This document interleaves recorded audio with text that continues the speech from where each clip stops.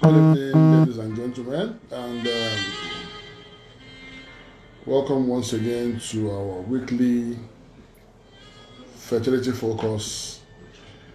My name is Kunle Ajayi, and as you all know, I'm the medical director of Clearview Hospital. So,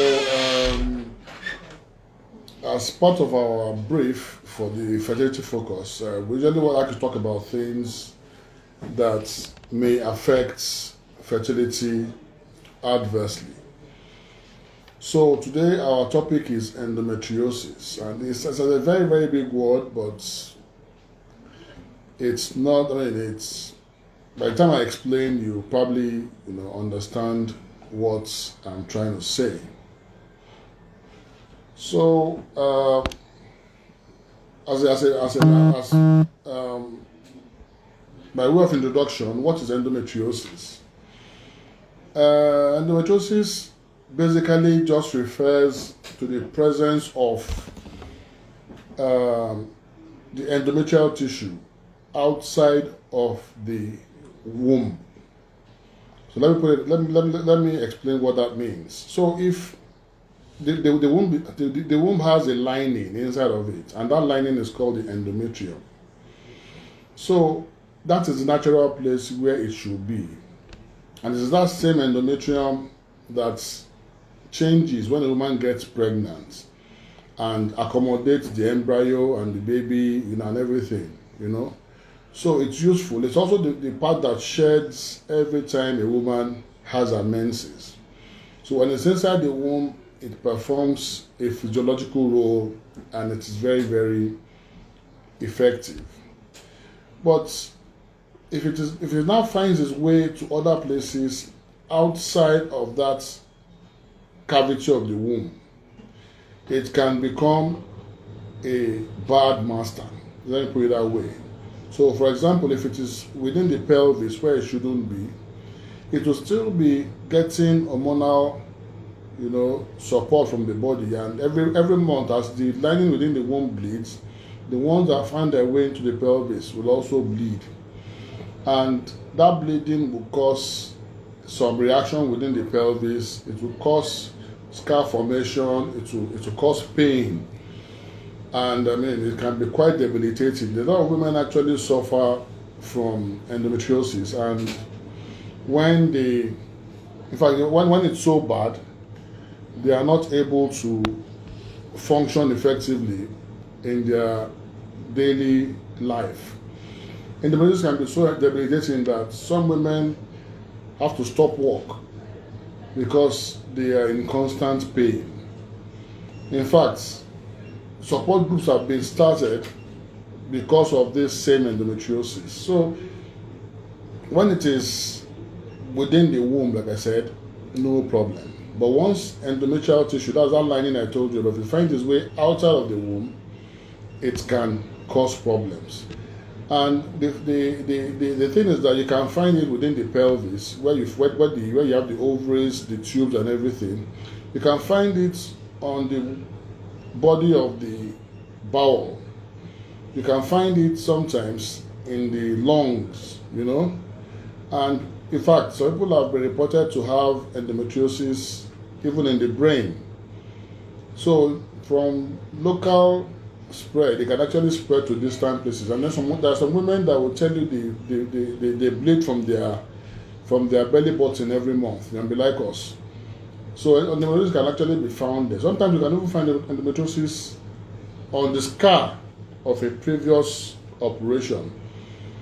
So when it is in those ectopic places, it can actually lead to serious problems.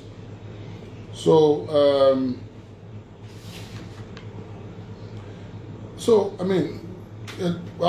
what is the cause of endometriosis? We don't, amongst us, we call it a disease of theories, because nobody really knows, what makes some women have endometriosis and what makes some women not have it. But the overriding theory is that for the ones that happen within the pelvis is that they get implanted there. How do they get implanted there? When a woman bleeds normally, the blood, during menses, the blood is supposed to find its way through the cervix, out of the vagina, and out of the body. But there are times when bleeding may be a bit heavier than usual, and instead of the blood finding its way out through the vagina, it will pass through the tubes and enter into the pelvis. Some of that blood has endometriotic tissue in it, and so that the tissue that travel with the blood can now get implanted within the pelvis, and that can actually cause, problems. So that is one theory. The other theory is that it can spread through what we call lymphatics or some kind of blood vessels, and that may explain why we see endometriosis in places like the chest and in the brain. And then we also have, in fact, some women have, I've seen one or two cases where some women will shed tears of blood every month.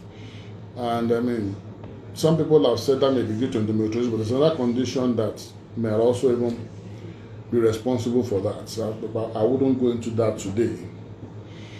So that is another theory, So implantation theory, yes, and that's the one I just mentioned about, and then the one where it gets transferred by lymphatics or blood vessels. So how will endometriosis present? How a woman that has endometriosis, how does she even know she has endometriosis? So the most common presentation, the most common way that many women present with endometriosis is when they have what's it called now? Painful menses, what we call dysmenorrhea, and it can be, like I said, very, very severe enough to make them not able to function during that time of the month. Some women, apart from the dysmenorrhea, might even be having pain when they're not even in their menses. Some men will have pain when they have sexual intercourse. So, especially on deep penetration, because endometriosis can be within the pelvis that formed something like a nodule, and to make sexual intercourse painful, So those are some of the ways that they can present. And if it is present within the peritoneal cavity, within the bowels, for example, it can even form something called ascites, where you have plenty of blood within the abdomen, and it may need to be drained with time.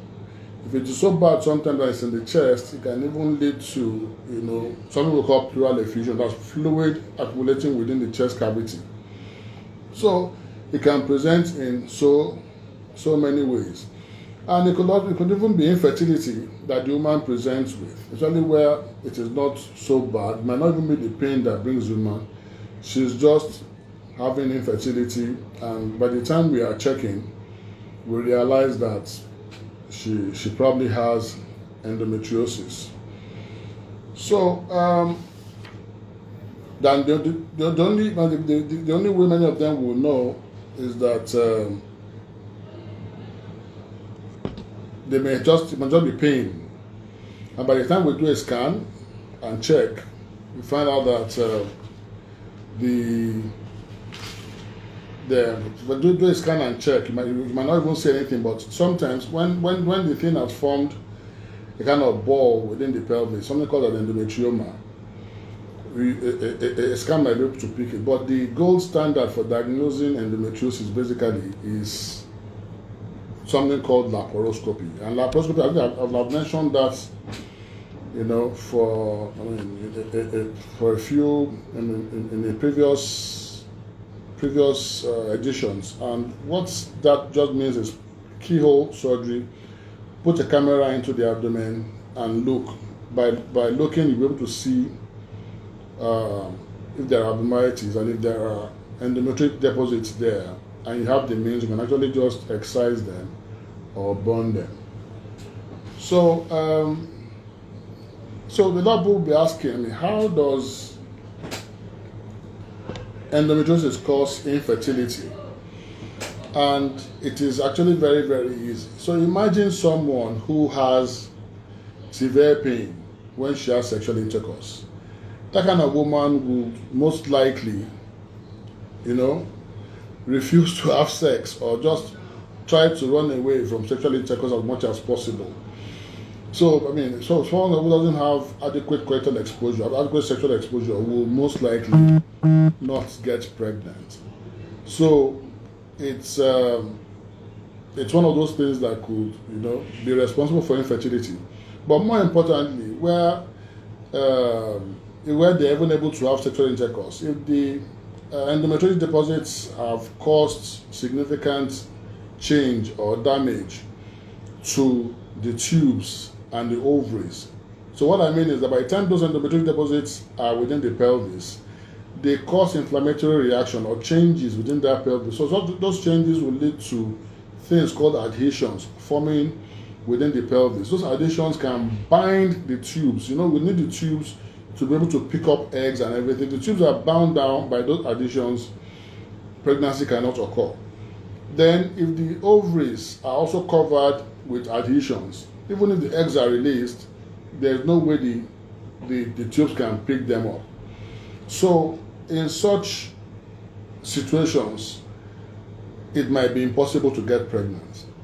Then there are some other studies that have shown that people with endometriosis also have inflammatory cells within the pelvis that even immobilize or even kill, oocytes, that's eggs, and prevents fertilization and all that. So women with endometriosis tend to have infertility because of all those things I have mentioned. So somebody is asking whether endometriosis can be prevented, and the truth is that it is highly unlikely. It is luck of the draw. A lot of women will have it, not because of what they've done or did not do, but just for the fact that they are unlucky. However, endometriosis can be in different grades. It can be mild, it can be moderate, it can be severe, depending on how much it affects the pelvis. So by the time we are looking laparoscopically, we are able to, so if it is mild, sometimes it might not be symptomatic, but when it's very, very severe, sorry about that. How do we diagnose endometriosis? I had mentioned clinical, where sometimes the woman, by the time she tells you her history, you're able to, sort of guess that she has endometriosis. Sometimes you can use ultrasound scan to check. Ultrasound scan might be able to diagnose it if the woman has what we call an endometrioma, like a mass that is as a result of the endometriosis. But like I told you earlier, the gold standard is for diagnosis is laparoscopy, and what that means is just putting a scope into the abdomen, a camera, and looking, and those things are available everywhere. And if we find out that it's endometriosis, there are a lot of treatment options that are open to us. So if a woman has endometriosis and it's pain that is our main complaint, what can we do?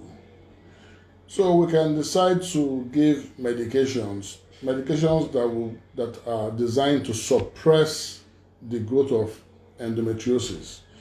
So if we give drugs that prevent the lining of the womb from developing, if we give drugs that prevent menstruation, it's also likely that the deposits within the pelvis will not bleed, and if they don't bleed, they will not cause problems. So we use medications like those combined oral contraceptive pills.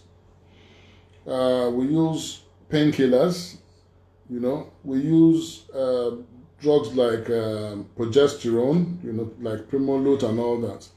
We use drugs like danazol, and then we also use drugs called GnRH analogs. GnRH analogs, they're a bit on the expensive side, and they're given as injections mainly, even though there are other ways of still administering them. But when you give those medications, you sort of suppress the growth of the lining of the womb, and by suppressing that, those endometriotic deposits that are within the pelvis are also suppressed. So if we give those medications for a period of 3 to 6 months, those women sometimes are able to get symptomatic relief. The downside of those medications is that because they suppress the growth of the lining, if the woman is trying to get pregnant, she won't be able to get pregnant because all those drugs I've mentioned prevent ovulation, and if there's no ovulation, the lining does not grow, there can be no pregnancy. So when you try medicines and those medicines are not working, what else can you do? The other way to treat endometriosis is to go and excise it. What that means is that you're going in there to burn it. So, where the equipment is available, if you do laparoscopy, the laparoscopy I mentioned before, so just look into the pelvis, and where you see the characteristic lesions, you can actually burn them. Sometimes, if it has formed a nodule, you might need to excise the nodule. If it has formed something like an endometrioma is an endometric cyst, something called the chocolate cyst, you can actually drain the cysts and leave the cyst wall open so that whatever is there will find its way out. All these things I've mentioned, they may sound very, very easy, but if you've ever operated on a woman who has endometriosis, then you will know that it's not as easy as that. In fact, in some clients outside of this country, there are actually people they call endometriosis experts, and that's all they do every day. So I've witnessed situations where endometriosis is so bad that in fact the surgeon goes in with another surgeon called the colorectal surgeon, so that they can remove the nodule of the endometriosis that is buried deep within the pelvis. Sometimes the surgery is so extensive that the woman might even end up with something called the colostomy, for a while, to allow everything to cool down. So, when we talk about treating endometriosis, sometimes, even though we say it like that, sometimes you can really, in fact, you need a good expert to be able to achieve good results. So if you've done all those things I've mentioned surgically, if you do laparoscopy, but if you don't have laparoscopy, the other option would be to open up and do, what we call open surgery, still do the same thing. A lot of these women, because they are young, will not want to have scars on their tummy and all that. So laparoscopy will still be the gold standard, but if that's not available, then sometimes we need to open up. And there are times even when you do laparoscopy and because of extensive additions, you can't get to the endometriotic deposits. You might still have to end up opening up to do what you need to do. But you need an expert in the area to be able to achieve the right results. Okay? And like I told you earlier, patients with endometriosis also have infertility. So how do we treat their infertility? For many of them, especially where the tubes are involved, without tubes to do what they're supposed to do, they will need some form of intervention. And the intervention is one that would not require you using the tubes. So what am I talking about? It's IVF. And how do you do the IVF? Sometimes we stimulate them, we're able to get eggs, we retrieve the eggs, fertilize with husbands or partners' sperm, and then transfer back into the womb. It's easier said than done, because like I told you earlier, patients with endometriosis also might have poor egg quality because of all the inflammation and everything that's happening within the pelvis. So where they have very poor ovarian reservoir, where we anticipate that collecting the egg might be very difficult or might be fruitless, or it might even complicate the matters. So donor IVF might just be the way to go for those. And what does donor IVF entail? It's getting somebody else to give us eggs using the husband's or the partner's sperm, and then once we have fertilization, we can transfer the resulting embryo to the patient. So for people with endometriosis, I mean, it's not, even though I've mentioned that it's a painful and debilitating thing. Patients with mild endometriosis can even get pregnant spontaneously. There are no issues. I've had situations where it was only at cesarean section that we realized that the patient even had endometriosis, because we will see the characteristic lesions. So I mean, a lot of women with endometriosis, especially with the ones that have mild endometriosis, many of them will probably get pregnant on their own. So it's the ones that have severe endometriosis, or the ones that have very, very extensive tubal damage or ovarian damage that will require help. And the help I just mentioned is IVF. IVF can be done using own eggs, or better still, using donor eggs. But I mean, the idea would be to find out what works for the patient, because what works for one person might not work for another. But so by the time we've seen the patient, we've assessed, and we've done all the required tests, we can determine who requires what kind of treatment. And the idea is to get them to pregnancy as fast as possible in the most cost-effective way, so that we don't end up with just keeping them in the hospital without achieving anything, So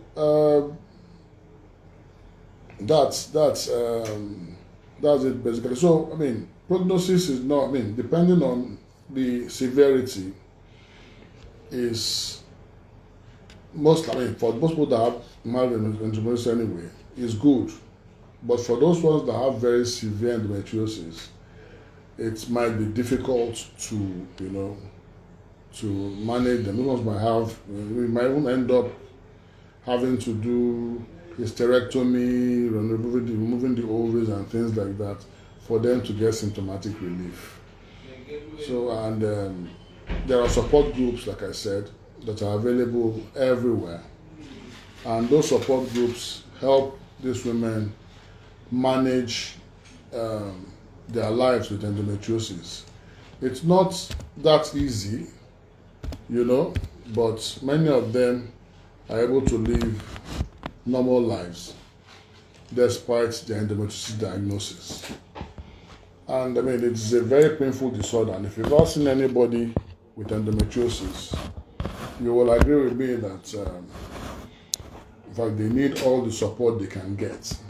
And partners of those people need to understand that, when a woman says she has pain during menses, the pain is best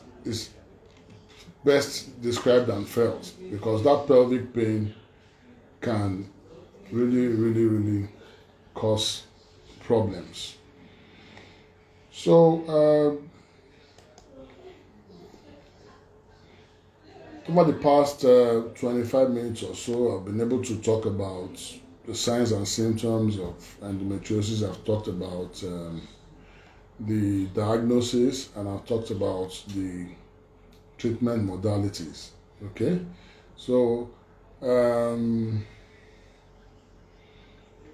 so that's it basically. There are a lot of things that can be done, and the treatment options are many, and everything that we do will depend on what we see.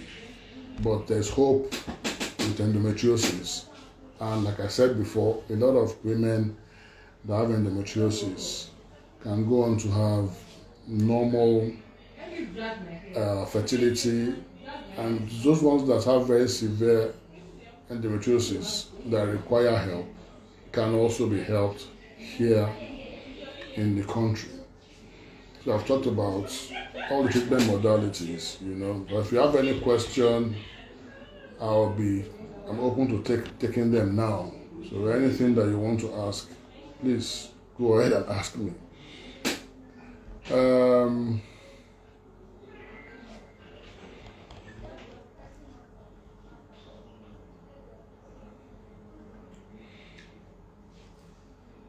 So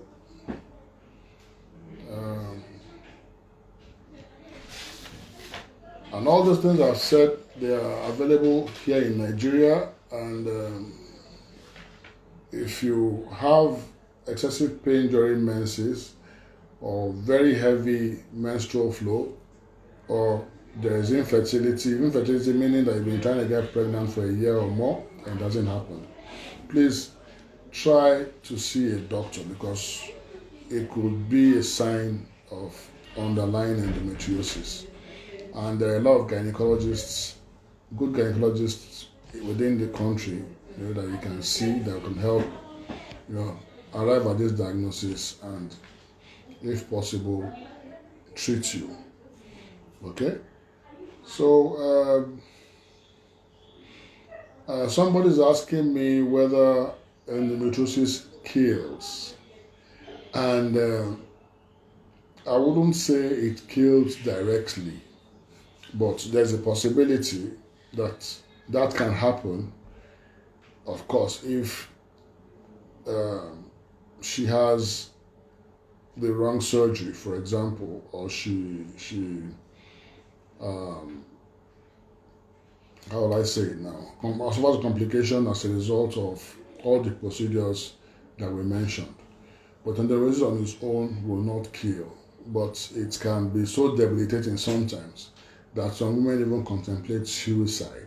So, I can't even begin to describe, how patients with endometriosis, how they experience pain, because you just see these women, and when they're in pain, they are usually curled up in a ball, screaming. It can be that bad, and it can be very, very frustrating, not only to them but to those that live around them, because some people may even think that they're malingering, but that deep pelvic pain that they cannot assuage in any way can actually push someone to suicide. So the condition itself might not kill, but the quality of life that the person is experiencing might be so bad that she decides that, look, I can't take it anymore. And there have been instances like that where women have killed themselves because they can't stand the pain anymore. But that can be prevented if we're able to, if they get the right diagnosis on time, and they get to see the right people to treat them. It's not easy, but if they go to the right places, most likely they get treatment. Somebody's asking me whether there's a difference between endometriosis and polycystic ovarian syndrome. Yes, there are two different conditions. Like I said earlier, endometriosis what it means is that you have part of the lining of the womb transferred to other places, different from the womb, within the pelvis or in other places. And when they land in those places, they implant there and start causing problems. That's endometriosis.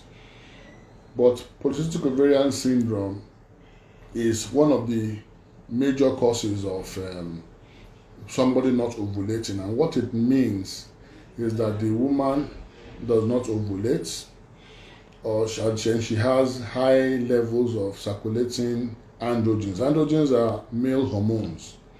So they have high levels of male hormones. They don't ovulate regularly. And then sometimes when you scan them, you will see that the ovaries are enlarged and they have some follicle, plenty of follicles, or something like called cysts around them. So those cysts are arranged at the edges of the ovaries, they form a kind of necklace. When you look at it, look at the pearl necklace. So those are some of the ways we diagnose polycystic ovarian syndrome. But when you have a young lady who has irregular menses, who has infertility, who has maybe probably hairy, and who's unable to get pregnant, then we suspect sometimes that could be polycystic ovarian syndrome. So there are two different entities entirely. So while endometriosis causes severe pain, polycystic ovarian syndrome doesn't even give any pain at all. But both of them can actually lead to infertility. So maybe, as this series goes on, we will talk more about polycystic ovarian, because it's actually a topic on its own. And like I said earlier, one of the most common causes of anovulatory infertility, meaning that women that don't ovulate, ovulation means releasing eggs. So not ovulating, they don't ovulate, of course, there's no egg to fertilize and they don't get pregnant. But the good thing is that PCOS is also easy to manage. There are so many modalities that we can use to treat PCOS, starting from medication, that's drugs, to even minor surgeries where we burn part of the ovaries, something called laparoscopic ovarian drilling. So there are a lot of ways that we can manage that. It's not as debilitating as endometriosis, but both of them can lead to infertility. And PCOS is, of course, will be easier to treat than endometriosis, especially when it's a severe one. So that's the difference. And thank you for the question.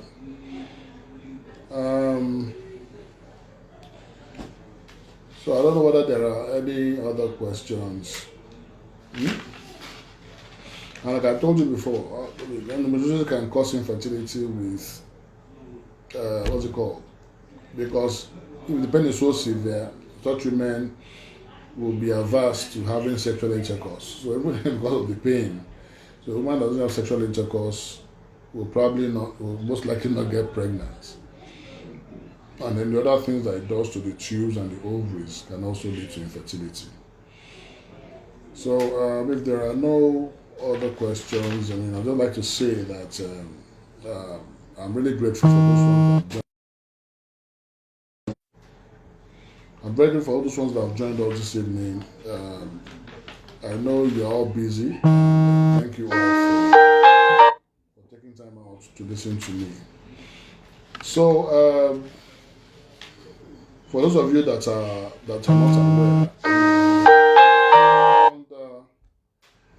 we have some schemes to help people pay for medical services, and this is in conjunction with Access Bank. It's called the W Community Maternal Health Service Support. So if you have need for medical services and you think that finance might be a problem, just walk in and ask questions. If you don't feel like coming in, you can actually call our guys on 0702 500 8035. So you can take advantage of those things to pay for surgery, to pay for cesarean section, to pay for IVF. And we've had a lot of people coming in to take advantage of these things, and we've been able to assist in our own little way. Okay, and if you need to get your fertility assessed, you can also do that by calling the same number or just walking in to make inquiries. We are open 24/7, 365 days a year. And then we also run antenatal classes and stuff. It's a full-fledged hospital. So anytime you have any inquiries, you can just call 0702 500 8035 to ask all your questions. So by God's grace, we'll be here again next Thursday, same time, to discuss another interesting topic. So I'll be looking forward to seeing all of you. Thank you very much for the time. I'm very, very grateful. Once again, my name is Kunle Ajayi, and I'm Medical Director, Obstetrician and Gynecologist, Clearview Hospital, Lekki, Lagos. So see you next week. Bye.